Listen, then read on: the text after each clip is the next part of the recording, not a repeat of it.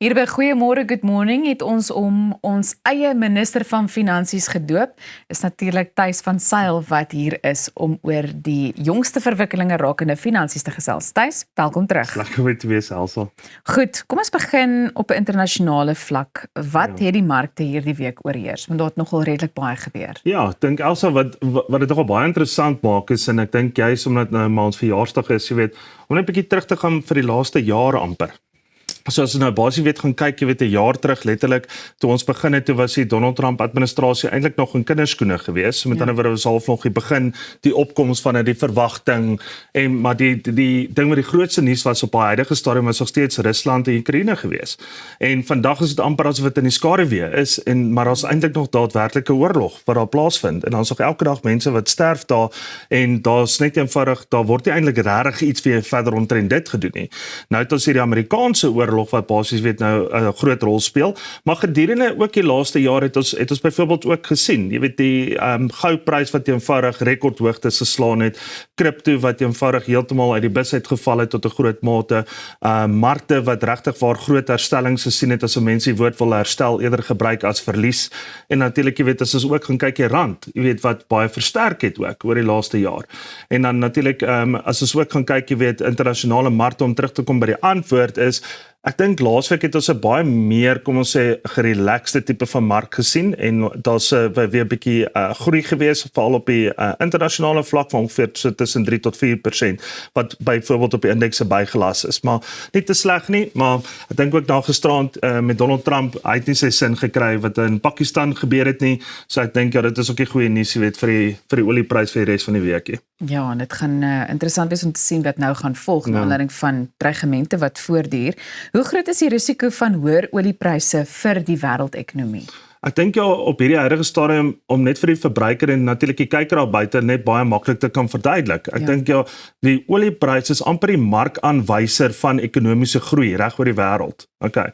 En dit klink vir my amper, ek glo dit soos wat ek dit sê, want dit maak vir my sin. Want as 'n mens byvoorbeeld gaan kyk hoe effektieflik dit basies jy weet die petrolprys byvoorbeeld kan beïnvloed. En wat dan natuurlik dadelik gekoppel kan wees aan inflasie, wat dan natuurlik weer gekoppel wees aan rentekoersverlaging. So daar's 'n groot element wat speel rondom olie en baie kere moet dit nie gebruik word as byvoorbeeld 'n wapen wat jy byvoorbeeld op onderhandel, soos wat Iran nou doen met Amerika terug met Iran ensovoort nie. Want hulle gebruik 'n globale wapen, jy weet, om die hele wêreld basies jy weet te tuister, as ek dit so kan stel. Okay. En ek dink dit is noodwendig regverdig, jy weet, op 'n persoon of 'n normale verbruiker soos ek of jy of die kyker daar by die huis om daai prys byvoorbeeld te betaal nie. Ek wil net vinnig 'n bietjie afwyk. Gestel nou maar die aanvalle word hervat en daai oorlog duur voort en die skietstilstand is iets van die verlede. Wat gaan die impak daarvan op die Suid-Afrikaner wees? Ek dink jou nommer 1 is basies net om onder daai $100 marge te kan bly. Laat ons net ten minste op die petrolprys kan bly wat ons nou op is. Ja. En dan natuurlik jy weet die backlash op daai is weer eens 'n ding wat nie nou dadelik gevoel word nie. Dit word byvoorbeeld oor 'n kwartaal of 'n kwartaal of 2 gevoel. En dis basies weer die risiko wat Suid-Afrikaners loop is dat as al skietstilstand kan kom en dan kan selfs byvoorbeeld vredesbesprekings kom en dit kan suksesvol wees, dan so vinnig wat hy opgegaan het, sal hy dalk weer kan daal. Jy weet, so ons almal hoop maar vir die korttermyn in plaas van die langtermyn effek. Goed, met al hierdie dinge nou in gedagte, beteken dit rentekoersverlagings is nou uitgestel? Ek sou sê uitgestel, maar nie afgestel nie. So as mense so daarna gaan kyk weer eens, is dit daai ding van as ons inflasie onder beheer kan hou, die enigste manier wat ons inflasie gaan onder beheer hou, is om die petrolprys onder beheer te kan hou. En dit is op hierdie stadium basies baie moeiliker gesê as gedoen. So met ander woorde, as ons byvoorbeeld gaan kyk, die regering sal moet ander planne ook maak. As ons gaan kyk, weet, indien dit dalk 'n langtermyn die tipe van uitsig kan wees of word. En ek weet nie waar gaan ons regering daai tipe van reserves opbou of opgaar of maniere kan kry so stimulerende tipe van programme, jy weet wat so 'n petrolprys eintlik net kan hou waar hy nou is. Jy weet, maar ek dink is baie belangrik om hierdie ding so so naby aan die kurwe te kan probeer hou van tussen 3 tot 4% inflasie, want as ons dit weer gaan verloor, dan verloor ons eintlik maar weer eens alles wat ons byvoorbeeld die laaste 5 jaar probeer opbou het. Nou Thys, ons weet hierdie program, jy weet wanneer mense kyk na die kommoditeit waarin dit verhandel, is dit goud. So kom ons fokus net vir 'n oomblik op die goudprys. Ja, verkoop jou goud en koop kripto. Dis hy. As hy, kom ons gaan. Dis dit. Dis dit. Okay. Nee, ek dink ja, die goudprys is 'n baie sensitiewe faktor om juist vir die wêreld te wys, jy weet, om die onsekerheids kom ons sê indeks is die goudprys. So weer eens as jy gaan kyk, jy weet, as die goudprys byvoorbeeld skiet in die lug en dan weet jy die wêreld is onseker. As hy stelselmatig begin stabiliseer, dan weet jy die wêreld raak gemaklik met die omstandighede soos wat dit heidaglik is. En dit is baie interessant daai, want baie keer as 'n mens gaan kyk byvoorbeeld, as hy daadwerklik net gaan val, jy weet weer terug, dan weet jy okay, alles is weer honkie-dorie, alles gaan okay. Jy weet, maar soos wat hy op hierdie stadium is dit half asof vir die wêreld, ons is okay, ons is bietjie gemaklik, maar ons is ook nog nie oorgemaklik nie. Jy weet, so dit is baie belangrik om die goudprys op baie manier ook dop te hou. Wat sal jy uitsonder wanneer 'n mens kyk na iets soos aandelemarkte? Aandelemarkte is nou absoluut geleentheidsaandele. Ek dink as jy byvoorbeeld nou gaan kyk na goeie maatskappye, groot maatskappye, goeie balansstate, jy weet op die maatskappye, en natuurlik om te gaan kyk, jy weet of hulle nie net lokaal produseerend is nie, maar wel ook internasionale tipe van invloede het binne in daai maatskappye, soos byvoorbeeld ons lokale aandele wat beskikbaar is. Is nie noodwendig, jy weet, Suid-Afrikaanse maatskappye nie, maar is wel hier genoteer byvoorbeeld.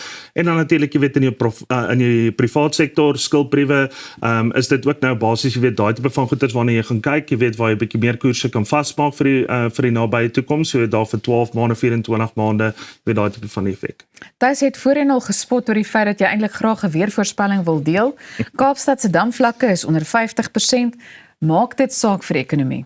Ek dink dit maak saak, maar weer eens is om te kyk, jy weet, die Kaapse administrasie is nogal relatief agter mekaar, en ek dink dit is nogal 'n goeie voorbeeld, jy weet, vir die res van Suid-Afrika, veral vir lokale tipe van regerings, en ook nie om weg te gooi, jy weet, die DIA se konferensie wat ook oor die naweek uitgespeel het nie, is nogal interessant wat dit daar ook nogal gebeur het, jy weet, maar ek sien nogal uit, jy weet, veral die feit dat hulle byvoorbeeld voorgee dat hulle wel die volgende regerende party kan word, jy weet, is nogal vir my iets, ook 'n stap in die regte rigting, om juist te sê, Suid-Afrika is op pad na 'n revolusie van verandering, en ek dink dit is baie belangrik, okay, want alle Suid-Afrikaners wil verandering sien, en ek dink as jy byvoorbeeld nou gaan terugval, jy weet, na jou vraag toe van die damvlakke van 50%, ek dink Suid-Afrikaners is ook 50% op hierdie stadium, jy weet, om te sê, ja, gaan ek hierdie kant toe of gaan ek hierdie kant toe, maar een ding van albei se 50% is, albei daai tipe van Suid-Afrikaners, ongeag die party waarvoor hulle stem, hulle is moeg, okay, en ons soek verandering, en ons soek eintlik net goeie dienslewering. Dis eintlik al wat ons wil weet.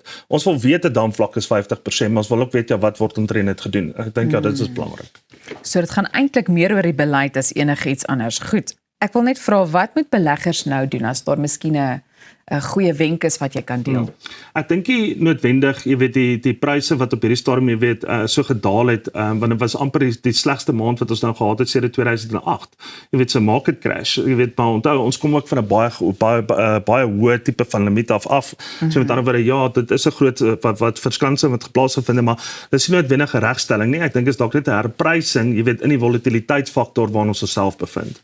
Goed, Thys, die tyd het ons ingehaal. Daar's nog heel wat vrae eintlik wat ek hier gehad het om jou te vra, maar nou ja, is 'n geval van wat? Well, that's it. See you again. See you again. Ons sal weer in die toekoms gesels. Baie dankie, Thys, en dankie ook vir alles.